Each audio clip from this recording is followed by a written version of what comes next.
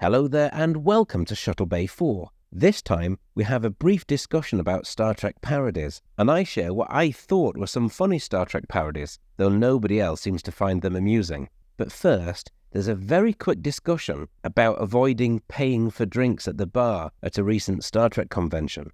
He's like a Star Trek Moses, just partying with geeks. Yeah. Who uses the bar, for God's sake? Well, you need that one glass to start with, don't you? No, you don't. Just go and ask for a glass. Oh, you tight bastard. You. Oh, I'm telling you now, all I drank that whole weekend from the bar, which I did drink an awful lot of, was, what was it, Dan? I can't remember. I sent you to the bar so many times to get this for me. It was just ice, weren't it? Cold water. Oh, cold water. Cold water with ice, please. Water is life. Water is life. I'm sure at times you literally just went up and asked for glasses of ice. Because I remember thinking, he's got balls, right? 'Cause he's going up to a bar. Because I wanted ice for my drinks. Yeah, I know, yeah. Because I remember you said to me, "Oh, we go to the bar and get me a glass of ice," and I felt like a right dick. So I kind of went. Oh, you're so polite. I can't understand. I know. So I went. Oh, they cleaned up for ice. Give me some. I went up to the bar at one stage and said, "Can I have 8 glasses, please?" And she went, "What?" I said, 8 glasses. And she went, 8 glasses of what? I went, "Empty glasses on a tray, please." And then I came back to the table to pour the drinks. I went. Oh, can I have a pint of Guinness, please, and a glass of ice? Sorry, what? It's a glass of ice, please. If it's not too much trouble, please. Whereas I walked straight past the bar to the crate of drinks. I did bring drinks. They were in my room. The only reason I bought the Guinness was because I was getting a glass of ice for him, and I was too embarrassed. Probably what's that I was going to say? Yes, that's what I was going to say. Parodies. Parodies. Has anyone looked at parodies? I know Dee and Jenna said they've looked at parodies. Parodies. God, I was shockingly disappointed. The only parodies I can say, Dee's put down Orville and Galaxy Quest. They're the only 2 I like. Yeah. There's loads of others, but they're all, I don't know, I didn't laugh. I liked one from a Scottish comedian group. It was called Chewing the Fat. Chewing the Fat, yeah. What now? There a big, big, hooray, a spaceship coming the waters. You want to see the bastard? The size of the thing is a good unit of twice sizes bigger than yours. I tell you, 4 little men, you bastards, like a swing your clacker back. They're the people behind, what's that, Still Game. Still Game, I love that series, yeah. I love that. It was funny. Yeah. The rest of it was all SNL, but it was quintessential American humour. Yeah. Everything's explained and step by step. I was just sat there. I laughed at every part of it. And not even the Jim Carrey one. I didn't even find I like the Jim Carrey one. I think. Which Jim Carrey? Jim Carrey's done a few different ones. He's done SNL, and in some of his films, he's done. The Lost Episode is called. Yeah, the Lost Episode. I sat there and watched that entire thing, and it laughed. Did you like his Ace Ventura one, where it's like, well, he's done 2 in Ace Ventura. He's done the Something on the Wing, which I guess isn't Star Trek. It's Shatner. There's someone on the wing. Something. But he's done the one where he's in that pool, looking for the dolphin, and he pretends he's got to communicate. So that was quite funny. Captain's log, stardate 23.9, rounded off to the nearest decimal point. We've traveled back in time to save an ancient species from total annihilation. Yeah, I enjoyed that. I do like him. The cable guy where he does the. That's my favourite. Yes.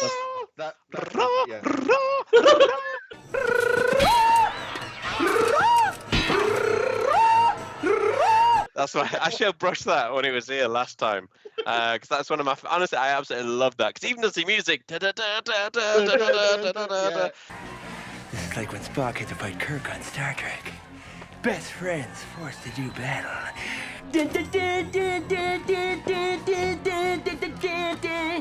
It's brilliant, yeah. At the very first episode of Shuttlebay 4, where we talked about the cage, I wanted to show this, but I didn't really have it ready to show. So I'm gonna share it now, and it is an episode of South Park, where they parody Pike, in his chair. The teacher ends up in Pike's beep beep chair, and there's a scene where she's on the street and the battery runs out on the chair and she gets stuck in the middle of the road, and this is that scene. Miss Claridge, you all right? You can talk to me, Miss Claridge. I understand. 1 beep for yes and 2 for no. Don't you think you should get out of the street? Look, you don't have to be so cold. I'm just trying to help. Ooh, sorry.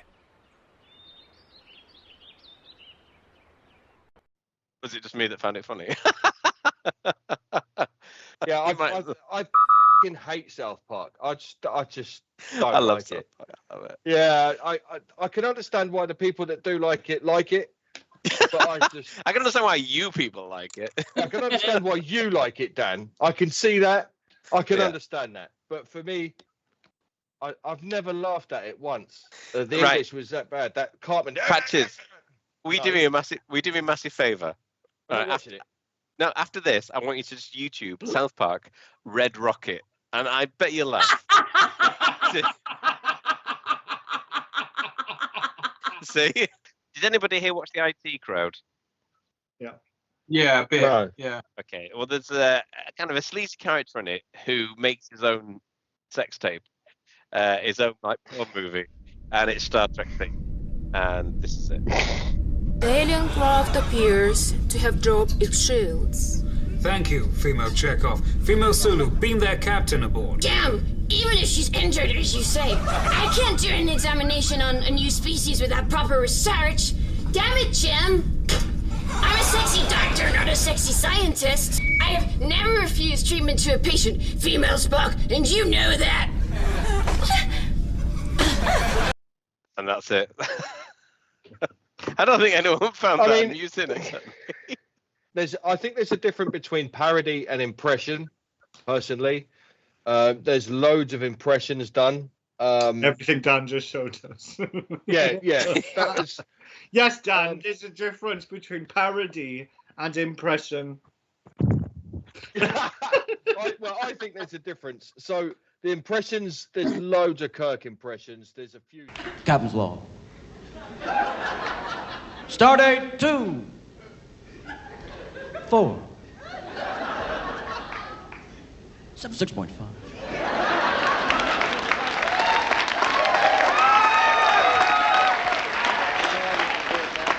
Something strange has happened. Since passing through a cosmic cloud, I've noticed a peculiar change. There's a few Spock impressions out there. There's a few Picard impressions. Like Brush, like Jed, I just don't laugh at them. I just don't think they're funny. Not because it's a parody of Star Trek and I don't appreciate that. It's because they're just not funny. Do you know what I mean? Captain Kirk! I'm Captain Kirk!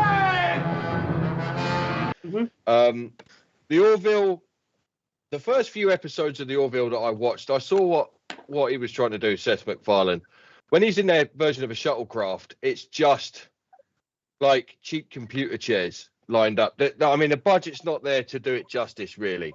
And the jokes are kind of cheap. There's a lot of fucking fart jokes, willy jokes, pee jokes, and all of that kind of. And I'm just not into that kind of comedy. You know, I think he ran away with it too much. It's not doing it for me. Galaxy Quest is very good. The Saturday Night Live thing, some of the YouTube voiceover stuff that you find is quite funny. But for me, Futurama, and I keep saying it, but Futurama's the best parody. Cool, a Star Trek convention. Melvar, can you give us some idea of how long this is going to last? Until time stops. You can't do this. The Nimbus, Zach Brannigan, that whole thing, that is the best parody for me of Star Trek. And if you know Star Trek and watch something like Futurama, you can get all the jokes. If you've got a really almost encyclopedic knowledge of sci-fi, from Soylent Green all the way through The Flash Gordon, Star Trek, Star Wars, all of that, you can get Futurama. You get it. Way to kill the franchise, Bacula. There is a Black Mirror episode called USS Callista. Yeah. And to be honest, that's like the darker side of fandom.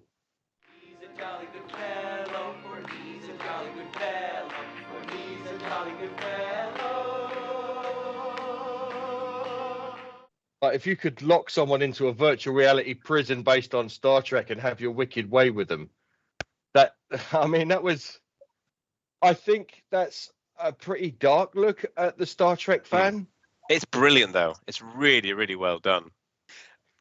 There is only one thing you said that actually, Batchet. It's very rare to disagree with Batchet, which I always have to mention it. But the reason I disagree, but I was aligned with you to a point, which is the Orville. Because when I first started watching the Orville, it seemed like it was basically like dick and fart gags, right? Well, you don't have to be a dick about it.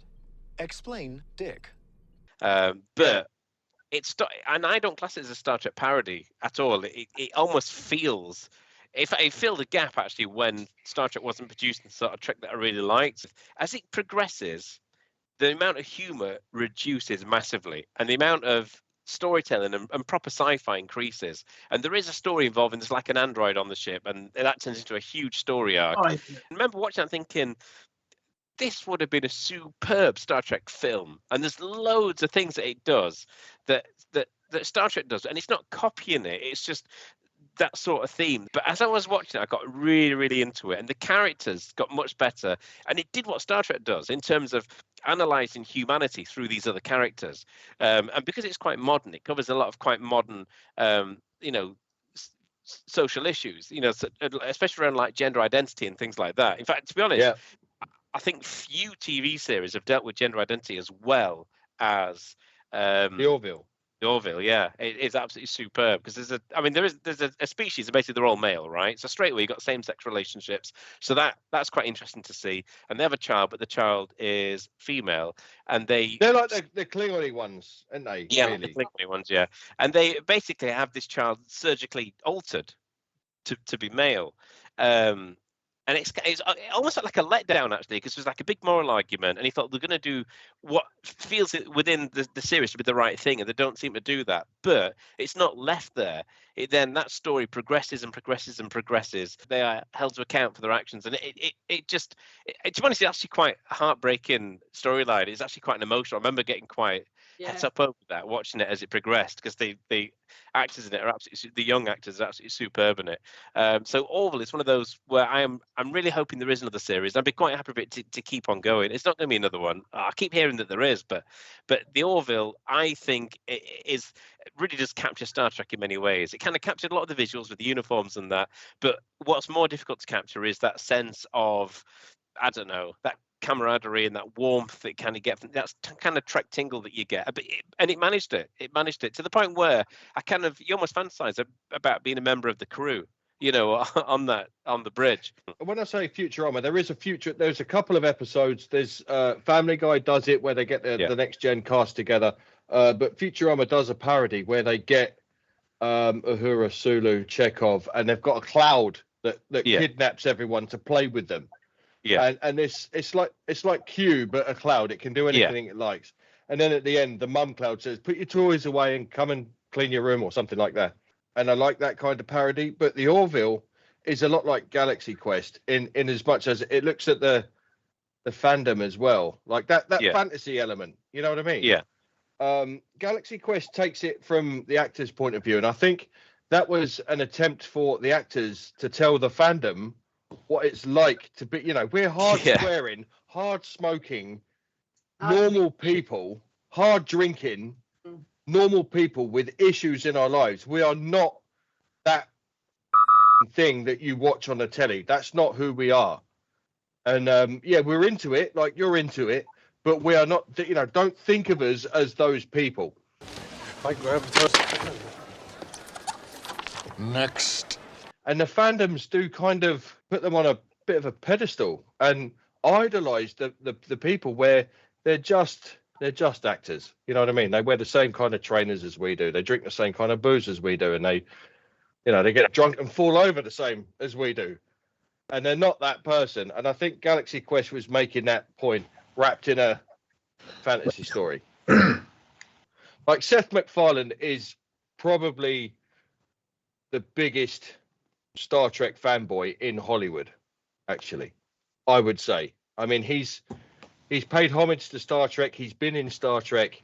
He loves it. And it is, I think probably the two most powerful, influential Trekkies in the world today is Elon Musk and Seth MacFarlane. I think Well, Mike Tanner, so. I hope Musk doesn't make a series, but I think I'm sure I've read that that Orville, the reason why it was made is because he wanted to showrun a Star Trek series and he wasn't allowed to do it. So I thought, well, I'll do my own, which is why, like I was saying, the Orville to me doesn't feel like a parody of Star Trek. It did start with. It then felt more like, I suppose, a love letter to Star Trek, but it kind of stamped its own identity into it. It became its own thing. It didn't feel like it had to parody Star Trek or copies. It kind of it set that maybe its foundation, but then it was allowed to become its own thing and let its own characters develop and develop its own stories. Maybe in this along the same sort of vein as Star Trek, but it did feel as though it stopped being any sort of parody or copy. And yeah, it felt like an imitation to start with. A bit of a piss take, quite cleverly done, but then to me it stopped being a piss take and it became its own quite serious sci-fi series with some humor, to the point where you kind of forgot it was a comedy series, and then there'd be something that was quite funny. But instead of it being a dick joke, it would be the sort of humor that you get, a bit, like banter between work colleagues, that sort of thing instead. Yeah, I think I didn't give it too much of a chance. To give it a few episodes, like I did with Enterprise. Really, I give it a few episodes and dismissed it. I come back to Enterprise later and loved it. I might do the same with Orville if I get the time. Yeah, right. I'm going to go next. I really do need a wee, but it's been an absolute honour, and I can't wait to see you all next Thursday. See you all. Take See care. you all next week. Look after yourself. Goodbye. Bye. Break off your attack and we can talk. I will destroy your ship. Sorry, can you move like 2 steps to your right? What? It's like a little tiny bit. It's just a lot of dead space there. Just right there. Perfect. Yeah. Live long and prosper.